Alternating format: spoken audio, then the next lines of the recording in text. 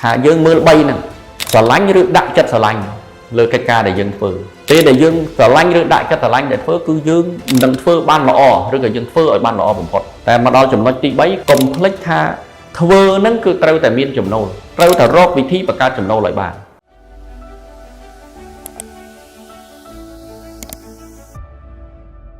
កណាសូមក្រាបថ្វាយបង្គំបដិគុណគ្រប់ព្រះអង្គហើយសូមជម្រាបសួរបងប្អូនទាំងអស់ដែលកំពុងតែទស្សនាคลิปនេះអាចថាខ្លីតែសំខាន់មែនតើមិនថាអ្នកធ្វើការមិនថាអ្នករកស៊ីត្រូវទាំងពីរស្ដាប់ទៅគឺថាបានប្រយោជន៍ទាំងពីរคลิปនេះគឺពាក្យ3ម៉ាត់ពាក្យទី1តកតងមួយស្រឡាញ់អញ្ចឹងមានន័យថាពេលយើងក្នុងជីវិតយើងគឺថាយើងមានការផ្លាស់ប្ដូរពីការងារមួយទៅការងារមួយពីមុខរបរមួយទៅមុខរបរមួយអញ្ចឹងទោះបីជាយើងប្ដូរពីការងារមួយទៅការងារមួយក៏ដោយឬក៏ពីមុខរបរមួយទៅមុខរបរមួយក៏ដោយឬក៏ពេលខ្លះចាប់ផ្ដើមតែមួយហ្នឹងក៏ដោយគឺថា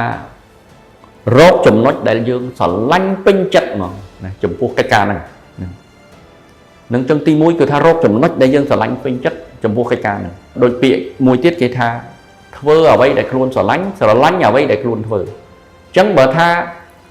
វាជ្រុលតែមិនបានធ្វើអ្វីដែលយើងស្រឡាញ់ហើយ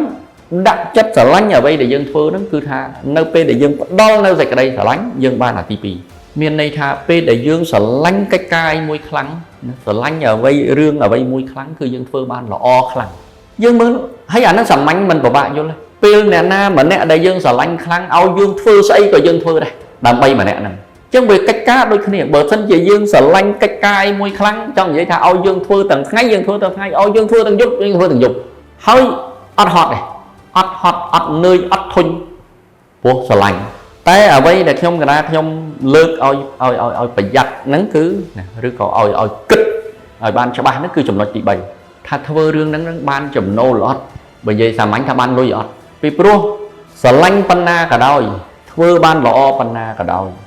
វានៅថិតថេរគង់វង្សបានលុះត្រាតែមានចំណូលហើយប្រហែលជាខ្ញុំលើកអញ្ចឹងថាចុះអង្គភាពដែលមិនរកប្រាក់ចំណេញឧទាហរណ៍ថាពេលខ្លះអាចនឹងលើករហូតដល់ទៅវត្តអារាមទៅអីទៀតនៅតែត្រូវអញ្ចឹងពីព្រោះមិនថាសាសនាមិនថាអាជីវកម្មមិនថាការងារសប្បុរសធម៌ទេទល់តែមានចំណូលបានធ្វើកើតបានដំណើរការទៅបានអត់ចំណូលទៅអត់រួចទេហ្នឹងហើយទៅអត់រួចមកមានន័យថាប្រសងអត់ចំណូលដាច់ចង្ហាន់ណាយ៉ាងហោចចំណូលមិនប្រកបតាមសិទ្ធិតែលុយណាឲ្យតែពុទ្ធបរិស័ទប្រគេនមកអ្នកមានអង្គប្រគេនអង្គមកអ្នកមានមហូបប្រគេនមហូបអ្នកមានបន្លែប្រគេនបន្លែអ្នកជួយទឹកអ្នកជួយភ្លើងទៅប៉ុណ្ណឹងដំណើរការបានការងារសប្បុរសធម៌ដែលខ្ញុំកំពុងតែធ្វើរាល់ថ្ងៃនេះដូចគ្នា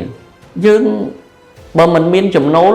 យើងអត់មានអីទៅជួយមនុស្សទេទោះបីជាអាកិច្ចការជួយមនុស្សនេះយើងស្រឡាញ់ប៉ុណ្ណាក៏ដោយហើយយើងធ្វើវាដោយសប្បាយរីករាយប៉ុណ្ណាក៏ដោយធ្វើបានល្អប៉ុណ្ណាក៏ដោយចំណុចជាកន្លឹះគឺត្រូវតែប្រឹងរកចំណូលដើម្បីអាចទៅធ្វើកិច្ចការនឹងបានមក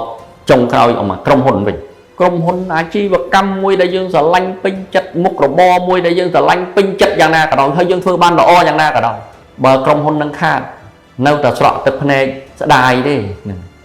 តែបើសិនជាក្រុមហ៊ុននឹងចំណេញនោះគឺយើងនឹងមានឱកាសធ្វើអារឿងដែលយើងស្រឡាញ់ពេញចិត្តហ្នឹងបានធ្វើបានល្អហ្នឹងកាន់តែច្រើនឡើងហើយវាបង្កើតផលចាស់ជាវិជ្ជមានឲ្យមនុស្សនិងឲ្យសង្គមផ្សេងទៀតបានយ៉ាងច្រើនណាអញ្ចឹងហើយបានជាខ្ញុំលើកឲ្យចំណុចនេះមកបញ្ជាក់ថាយើងមើល3ហ្នឹងស្រឡាញ់ឬដាក់ចិត្តស្រឡាញ់លើកិច្ចការដែលយើងធ្វើពេលដែលយើងស្រឡាញ់ឬដាក់ចិត្តស្រឡាញ់ដែលធ្វើគឺយើងនឹងធ្វើបានល្អឬក៏យើងធ្វើឲ្យបានល្អបំផុតតែមកដល់ចំណុចទី3គឺកុំភ្លេចថាធ្វើហ្នឹងគឺត្រូវតែមានចំណូលត្រូវតែរកវិធីបង្កើតចំណូលឲ្យបានអញ្ចឹងពេលដែលយើងធ្វើរឿងទាំង3ហ្នឹងបានហ្នឹងគឺនិរន្តរភាពបាទភាពគង់វង្សថិតថេរគឺមានហ្នឹងចីរភាពគឺមានអញ្ចឹងកណាខ្ញុំសូមបញ្ជាក់ប្រកេនជូនប៉ុណ្នេះហើយក៏សូមជម្រាបជូនប៉ុណ្នេះបាទហើយសង្ឃឹមថា3ចំណុចនេះនឹងកើតទៅជាប្រយោជន៍ដល់អ្នកស្ដាប់ហើយក៏សូមណាឲ្យយកទៅអនុវត្តទទួលបានផលល្អចម្រុងចម្រើនរុងរឿងគ្រប់គ្នា ចឹងកណាសូមក្រាបថ្វាយបង្គំលាសូមជម្រាបលាបាទ Chẳng phê khăn cả ban ភ្លឺល្មមក៏បាន Khám phén nằm bò chiết Rất sạch hỏi chút ban dù